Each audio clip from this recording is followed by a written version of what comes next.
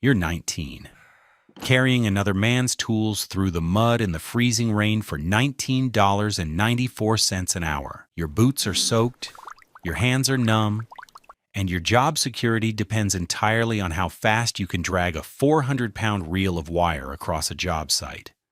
30 years later, a man in your trade signs the papers to sell his utility construction company, crews doing the exact same work you're doing right now, for $850 million in cash. On a separate deal, a group of investors agrees to acquire a power company for over $10.7 billion in equity value. Same wires, same storms, same poles. Electrical power line installers see fatal work injury rates around 23.7 deaths per 100,000 workers per year, many times the average for American workers. Thousands more carry permanent damage from years on the poles. Blown knees, wrecked shoulders, spinal injuries that follow them off the job site. This is a breakdown of how a career in this trade actually progresses, from the bottom rung to a multi-million-dollar exit.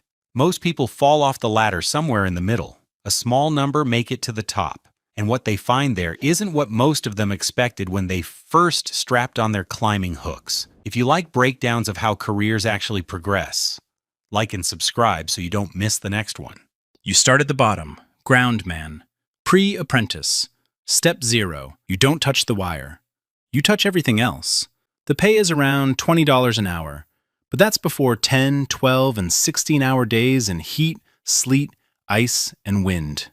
You're rolling out conductor, dragging outriggers through mud, feeding hardware up to the men on the pole or in the bucket. Your world is weight. Transformers swinging from the boom, cross arms on your shoulder, reels of wire that don't care that you're 19 and haven't slept properly all week.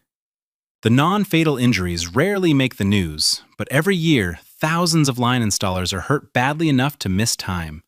Burns, falls, strains. The journeymen you watch climbing or working out of buckets look capable and well paid.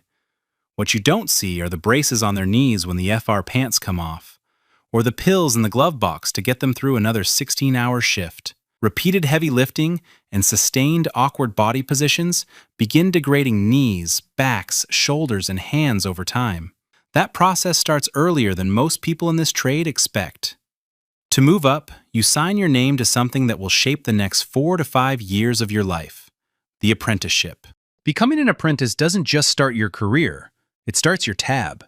Before you're trusted off the ground, you have to buy your own gear. Mid-range pole climbers run anywhere from around $300 to over $1,000, depending on whether you choose steel or titanium. A body belt and harness combination that meets the safety standards for line work runs another $1,200 to $1,350. A professional-grade Klein toolkit, pliers, cutters, strippers, and the rest, is roughly $430 for a 28-piece set. Then comes the flame-resistant clothing. A single FR shirt from a major workwear brand runs $85 to $95. FR pants cost around $105 a pair. 4 shirts and 4 pairs of pants, a bare minimum to rotate through a full week of work, adds $700 to $800 to the total. By the time you've bought climbers, belt, harness, a basic toolkit, and enough FR clothing to stay compliant, you're looking at roughly $3,000 out of pocket just to be properly equipped for the trade. You haven't completed your first year. This is the position most apprentices find themselves in early, invested enough that quitting is financially painful, but not yet earning enough to feel comfortable. You are in the trade before the trade has fully accepted you. Then comes the day your foreman points at a creosote-soaked wooden pole and says, "Climb." You clip in, crack your gaffs into the wood, and start stepping up. Halfway, your legs shake. You think about the numbers from your safety orientation. Fatality rates for this occupation well above the national average. Your foreman yells up from the ground, "Don't look down! Keep moving!" A large share of apprentices never finish. Across skilled trades in general, roughly half of those who start a program don't complete it. For outside linemen and related trades, estimates put the washout rate around 43%. Fear of heights, failed exams, personal circumstances, or a clear-eyed decision that this life isn't sustainable. There are many ways out. You stay. You keep climbing. You get your ticket. You are now a journeyman lineman. Union pay scales show journeymen averaging around $49 an hour. At a standard 40-hour week, that puts annual pay near $98,000 in many locals. BLS data places median wages across all electrical power line installers at around $44.50 an hour, with the top 10% clearing $126,000 per year before overtime is counted. In high-demand markets, experienced linemen report total earnings of $150,000 or more in strong years. The base wage is real, but the storm call is something different. Hurricanes, ice storms, derecho events. When lines go down and people lose power, utilities call contractors, and contractors call you. The math on storm pay is straightforward. A lineman at $50 an hour working double time earns $100 an hour. At 16 hours a day, 7 days, that is 112 hours at $100. $11,200 for the week. Per diem payments of $150 a day add another $1,050, bringing a single storm week to roughly $12,250 gross. In years with multiple major storm events, journeymen who chase the work consistently report total annual earnings well into the $150,000 to $180,000 range, combining their base utility salary with storm weeks stacked on top. You pay for it in distance. You live out of hotels and man camps for weeks at a stretch. Your kids know you primarily through video calls. Birthdays, school events, first steps, these things happen without you because a substation failed in another state and your dispatcher called your number.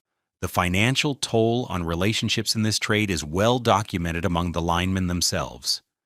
Marriages strained by repeated long absences, spouses managing households alone for months. These are regular topics in the industry, not edge cases. A small number of journeymen approach this phase differently.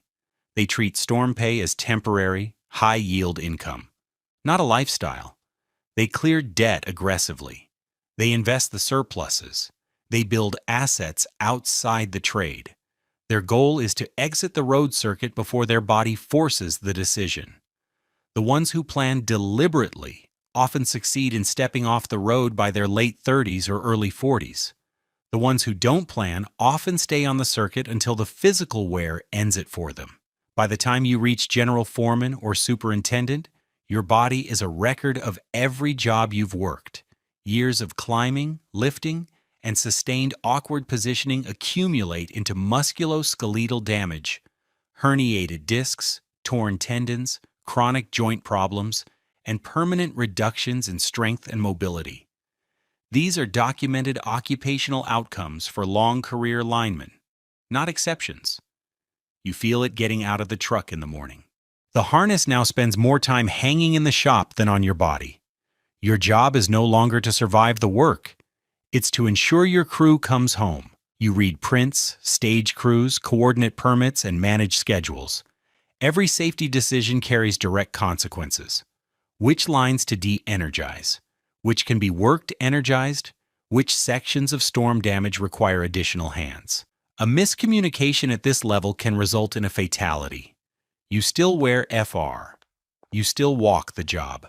But you carry a tablet now. You spend as much time reviewing outage maps and crew logistics as you do looking at conductors. The job has shifted from physical execution to operational judgment.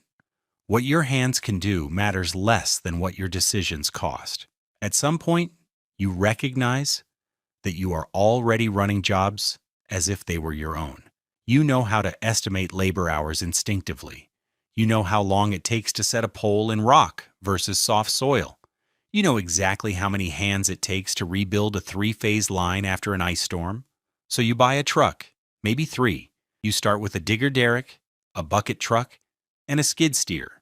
You secure a bank loan, sign personal guarantees, and register your own utility construction company. The math changes immediately. Every week, you cover diesel, insurance, equipment payments, shop overhead, and payroll for a crew that used to work alongside you. Underbid a job, and you lose money. Overbid it, and the municipality awards the contract to someone else. This is where the structure of utility contracting becomes clear. Cities need their distribution infrastructure maintained and rebuilt year after year, regardless of market conditions. Utilities need subcontractors on retainer for emergency response. Multi-year contracts worth millions keep qualified crews continuously deployed. The revenue is predictable. The work repeats. Your margin on a long-term contract, multiplied across several crews and several trucks, eventually outpaces what you could have earned as a single storm-chasing lineman on double time. You stop thinking in hours and start thinking in months of backlog. You hire a controller. You tighten your safety program. You pass audits. You build systems that operate without you on every job site simultaneously. Somewhere out there, another company is watching yours. The call, when it comes, doesn't come from a dispatcher. It comes from an investment banker. They have identified your company as a target, not because of what your crews can do physically, but because of your contract backlog, your safety record, your revenue stability, and how cleanly your operations can be absorbed into a larger platform. The transactions in your industry give you the context. In 2020, CenterPoint Energy sold 2 utility infrastructure contractors, Miller Pipeline and Minnesota Limited, to Power Team Services for $850 million in cash. In 2026, a consortium agreed to acquire AES Corporation for over $10.7 billion in equity value and an enterprise value of approximately $33.4 billion. These are the financial benchmarks for the sector your trucks operate in.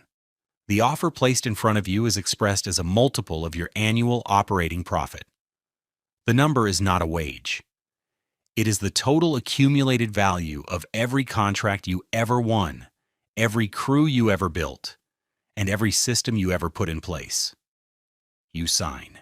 The company you started with one used bucket truck and a handful of former coworkers is now a line item inside a conglomerate that manages infrastructure across multiple states.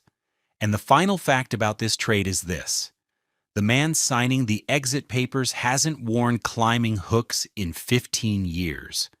He hasn't worked a storm shift since he was still learning how to read a bid sheet. The burn marks and the surgical scars are old history. The people writing the check never asked about them. The money in this trade is not in the wire. It is not in the double-time storm pay. It is not in the $100 an hour, 16-hour day. The money is in the contracts. The money is in the spreadsheets. The money is in the understanding that every level of this career is preparation for the one above it, and that the exit for the ones who reach it belongs to the person who knew when to put down the tools.